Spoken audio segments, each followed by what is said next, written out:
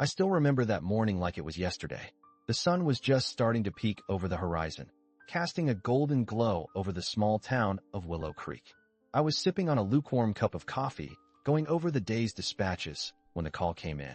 A 911 operator's voice was laced with urgency as she relayed the message. A local family of 4 had gone missing, and their SUV was found abandoned on the outskirts of town. My gut told me this wasn't a typical missing persons case.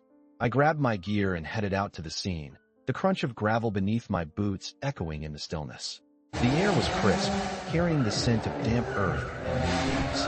As I approached the SUV, I noticed the engine was still running, the doors wide open. It was as if the family had vanished into thin air. I radioed for backup, and soon the area was swarming with deputies and forensic experts. The sun was climbing higher now, casting long shadows across the deserted landscape. I took a deep breath, surveying the scene, my eyes scanning for any signs of struggle or evidence. My mind was already racing with possibilities. Had they been taken? Was it a kidnapping? But I knew I had to stay focused, methodical. I walked the perimeter, my boots sinking into the damp soil, taking in every detail. The silence was oppressive, punctuated only by the occasional chirp of a bird or rustle of leaves. I knew that time was against us. Every minute counted in a case like this. I made a mental note to review the family's background, talk to their friends and neighbors, and get a K-9 unit out here ASAP. The hunt was on, and I was determined to find out what had happened to that family. I stepped out of the cruiser, the crunch of gravel beneath my boots a familiar sound. The sun was setting over the desert landscape, casting a golden glow over the scene before me.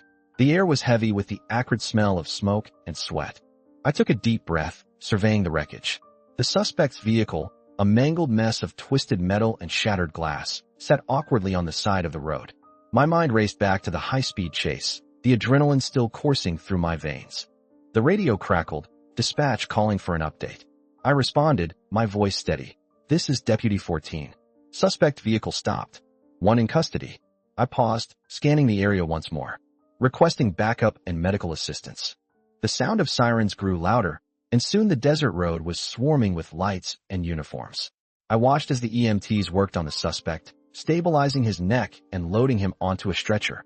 My gaze drifted to the overturned patrol car, my partner's vehicle. A pang of guilt and fear struck my chest. I had been the one driving, the one who lost control.